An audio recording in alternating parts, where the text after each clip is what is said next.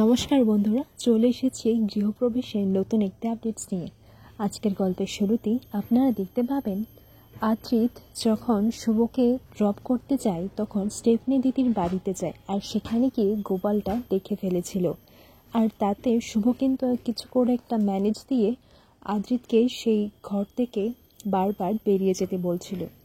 আদ্রিত হঠাৎ করে দেখতে পায় যে স্টিকারের মধ্যে কিছু লেখা একটা বোর্ডের মধ্যে লাগানো রয়েছে, আর সেটা যখন দেখতে চায় তখনই লাইটসটা অফ হয়ে যায়। আর এদিকে শুভ খালি ঠাকুরকে ডাকছিল যেন আজকে ও ধরা না পড়ে যায়।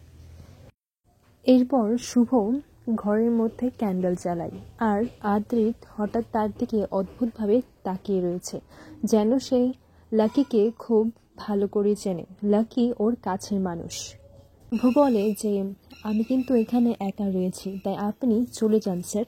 এরপর কোনোভাবে আদ্রিতকে সে বাড়ি থেকে বেরিয়ে যেতে বলে। আর আদ্রিত বাড়ি থেকে বেরিয়ে বলে যে আমি লাকির দিকে এরকম অদ্ভুতভাবে এক্সাইটমেন্টে এটা কী করতে চাচ্ছিলাম, কিন্তু লাকিকে দেখলে মনে হয় যেন আমি ওকে অনেকটা কষ্ট দিয়েছি, কিন্তু আমি তো ওকে কোনো কষ্ট দিইনি।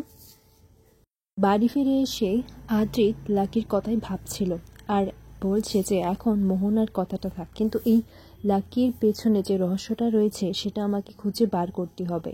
রাতের বেলায় শুভ উঠে কান্নাকাটি করছিল, তার আদির কথা খুব মনে পড়ছিল। আর আদির একটা ভুলের জন্য ও কিছুতেই ওই বাড়িতে যেতে পারছিল না। এদিকে সকাল সকাল রঞ্জন আর পূর্বীর মধ্যে ঝামেলা বেঁধে যায়, তাও আবার রান্না নিয়ে। পূর্বী বলে দিয়েছে যে রঞ্জনা নাকি ভালো রান্নাই করতে পারে না, আর এদিকে পূর্বীকে অর্ডার দেওয়াতে পূর্বী মাথাটা একেবারে খেপে যায়। বলে যে আমি কি চাকর নাকি যে আমার একের পর এক অর্ডার দিয়ে যাচ্ছে। সকাল থেকে তারা ঝগড়া করিয়ে যাচ্ছে, আর এদিকে সেবন্তীও থামানোর চেষ্টা করলে তারা কিছুতেই থামছিল না।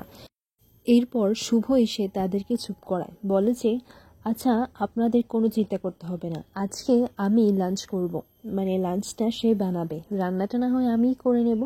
আর আমি না অনেক ডিফারেন্ট ডিশেস বানাই, আর আমার এই রেসিপিসগুলো তো ইন্টারনেটে একেবারে ভাইরাল। এরপর রঞ্জনা বলে না না বাবা থাক, তোমার খাবার তো একেবারে মুখে দেওয়ার যোগ্য হয় না, আর তোমার এই ভাইরাল রান্না খেয়ে আমাদের পেটেই না ভাইরাল হয়ে যায়। এতক্ষণ তারা সবাই ঝগড়া করছিল, আর যেই মাত্র লাকি বলেছে রান্না করার কথা অমনি লাকিকে আটকানোর জন্য তারা তিনজনই উঠে পড়ে লেগেছে। এরপর এইদিকে হঠাৎ করে দেখা যায় যে আকাশ সেই বাড়িতে চলে আসে, আর আকাশ এসে মোহনাকে খুঁজছে। তখন পুলক বলে যে কি, এটা কিন্তু পার্ক নয় যে তুমি হুট করে আমাদের বাড়িতে চলে আসবে, আর এই বাড়িটা তোমার বা তোমার বোন মোহনারও নয়, তাই আসার সময় একটু ভেবে চিন্তেই আসবে। তখন আকাশ বলে কালকে হয়তো আপনি আমার উত্তরটা শুনেননি, আমি তো বলেই দিয়েছিলাম যে এখানে আমার বোন থাকে আর আমি আপনাদের কাউকে ভরসা করি না।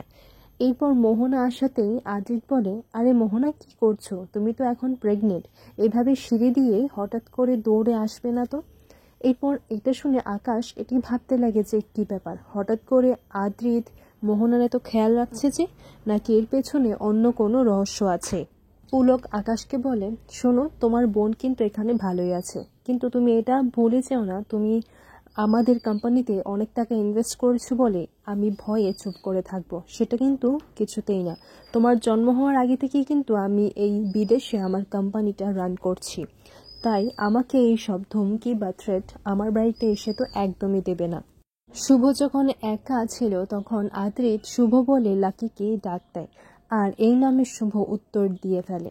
তারপর আদ্রিত শুভকে হাতে ধরে তার ঘরে নিয়ে যায় আর বলে যে তুমি এখন আমাকে নিজের পরিচয় লুকাচ্ছ, আমি কি তোমাকে চিনতে পারবো না? আমি তোমাকে প্রথম দিনই চিনে ফেলেছিলাম, শুধু একটু সন্দেহ ছিল, আর আজকে সেটা মিটেও গেছে। এরপর শুভকে বলে যে আমি তোমাকে চিনব না, আমি প্রথম দিনই তোমাকে চিনে ফেলেছি। এরপর এদিকে লাকি বলে যে আপনি ছাড়ুন আমাকে।